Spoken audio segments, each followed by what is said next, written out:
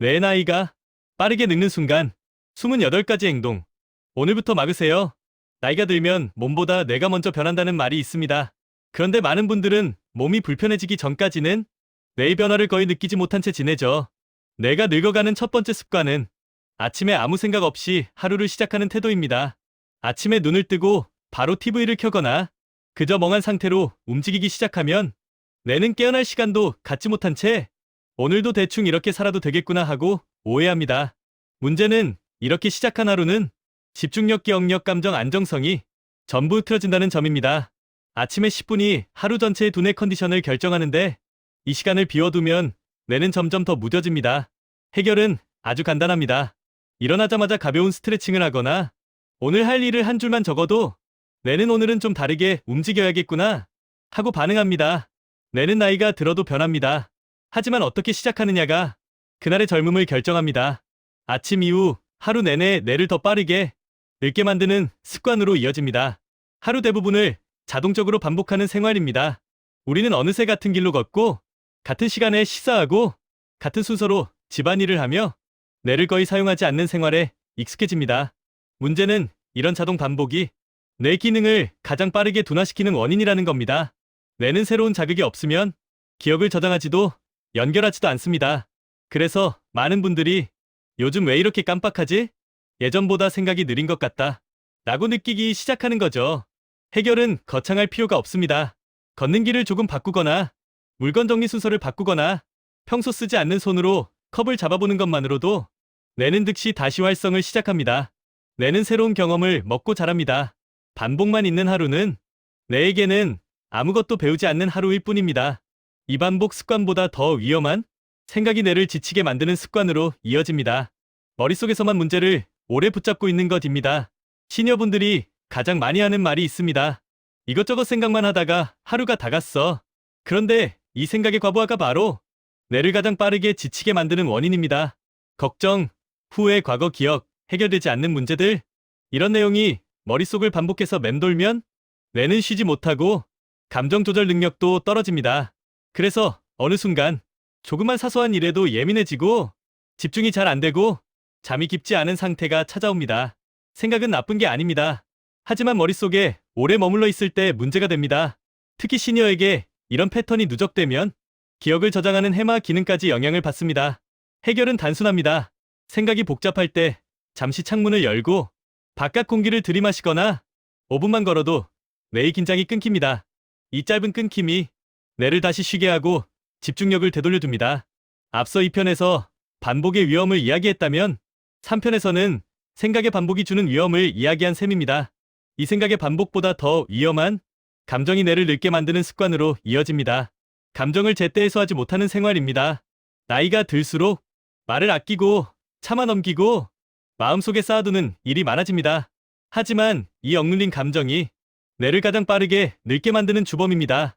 분노, 서운함, 외로움, 상실감 같은 감정은 해소되지 않으면 뇌 속 스트레스 호르몬을 급격히 높입니다. 이 호르몬은 기억력, 집중력, 판단력까지 깎아내립니다. 그래서 감정 조절이 어려울수록 깜빡거림이 늘고 대화가 버겁고 하루가 더 무겁게 느껴지는 겁니다. 나이가 들면 감정의 폭이 줄어드는 게 아니라 표현하는 기회가 줄어드는 것입니다. 해결은 어렵지 않습니다. 누군가에게 짧게라도 말로 표현하거나 일기처럼 기록하거나 가벼운 산책으로 호흡을 길게 해주는 것. 이 작은 행동만으로도 감정이 풀리며 뇌의 긴장이 즉시 완화됩니다. 3편이 생각의 반복이었다면 4편은 감정의 반복이 주는 위험입니다. 감정보다 더 깊은 곳에서 뇌를 늙게 만드는 생활 속 작은 행동들로 이야기가 이어집니다. 손을 거의 쓰지 않는 생활입니다. 생각보다 많은 시니어분들이 집에서 리모컨, 스마트폰, 간단한 가사 정도만 하며 손가락과 손목을 충분히 쓰지 않는 생활을 합니다. 그런데 손의 움직임이 줄어드는 순간부터 뇌는 자극을 거의 받지 못합니다. 손은 뇌와 가장 가까운 신경 연결을 가진 기관입니다. 그래서 아이들은 손을 많이 쓰면 두뇌 발달이 빨라지고 성인은 손 동작이 줄어들면 집중력, 기억력 회복이 더뎌집니다. 나이가 들수록 손을 쓰지 않는 습관은 뇌의 노화를 더 빠르게 끌어옵니다. 같은 행동을 하는데 오래 걸리고 깜빡거림이 늘고 감정 반응도 느려지는 이유가 여기에 있습니다. 해결은 어렵지 않습니다. 신문을 접어보거나 주방에서 작은 재료를 다듬어 보거나 손가락 체조를 하루 몇 번만 해도 뇌의 혈류가 확연히 달라집니다. 손은 단순한 도구가 아니라 뇌를 깨우는 스위치입니다. 조금만 더 자주 움직여도 뇌는 다시 젊은 시절처럼 반응합니다. 앞편에서 감정의 문제를 다뤘다면 이번 편에서는 생활 속 행동의 문제를 다룬 셈입니다. 하루 종일 실내에 머물며 똑같은 공기만 마시는 것입니다. 많은 분들이 난 집에만 있으니 안전해라고 생각하지만 실내 공기는 바깥보다 뇌 활동에 더 부정적일 때가 많습니다. 창문을 오래 닫아두면 이산화탄소 농도가 서서히 쌓이고 뇌는 산소 공급이 부족한 환경에 놓이게 됩니다. 이 상태가 오래되면 기억력 저하, 집중력 하락, 졸림, 무기력감이 쉽게 찾아옵니다. 특히 시니어는 산소 전달 능력이 떨어져 같은 환경에서도 영향을 더 크게 받습니다. 게다가 같은 집안 풍경, 같은 냄새, 같은 배치까지 변하지 않는 공간은 뇌에게 아무런 자극을 주지 않는 정비된 세계가 됩니다. 뇌는 익숙함 속에서 편안해지지만 그 편안함이 오래되면 바로 노화로 이어집니다. 해결은 간단합니다. 한두 시간에 한 번 창문을 3분만 열어도 공기 흐름이 바뀝니다. 거실의 소품을 조금 옮기거나 커튼을 바꾸는 것만으로도 뇌는 새로운 자극을 받습니다. 뇌는 움직이지 않아도 환경이 움직이면 반응합니다. 집이라는 공간은 그대로여도 환경을 조금만 바꿔주면 뇌의 나이도 달라질 수 있습니다. 환경보다 더 깊은 곳에서 시작되는 삶의 방식이 뇌를 늙게 만드는 습관으로 이어집니다. 하루를 거의 목적 없이 흘려보내는 생활입니다. 나이가 들수록 계획을 세우는 일이 줄어듭니다. 그냥 되는 대로 살지라는 마음이 생기고 하루의 흐름이 느슨해지면서 뇌는 스스로 깨어날 기회를 잃어버립니다. 목적 없이 보내는 하루는 뇌에게는 아무런 신호도 주지 않는 빈 종이와 같습니다. 새로운 기억을 만들 이유도 없고 집중할 필요도 없고 감정 반응도 점점 둔해집니다. 그래서 시니어 분들 중에는 분명히 쉬었는데도 피곤하고 하루가 너무 짧게 지나가고 기억이 잘 남지 않는다는 분들이 많습니다. 해결은 거창하지 않아도 됩니다. 하루 계획을 10개 세울 필요도 없습니다. 오늘은 이것 하나만 해보자. 이 작은 목적 하나만 세워도 뇌는 즉시 반응합니다. 책 한 페이지 읽기, 방 하나 정리하기, 전화 한 통 걸기. 목표가 단순할수록 뇌는 더 잘 깨어납니다.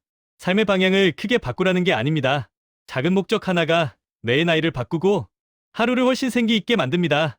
이제 마지막 8편에서는 이 모든 습관의 바닥에 깔려있는 뇌를 가장 빨리 늙게 만드는 고립감의 문제로 이어집니다.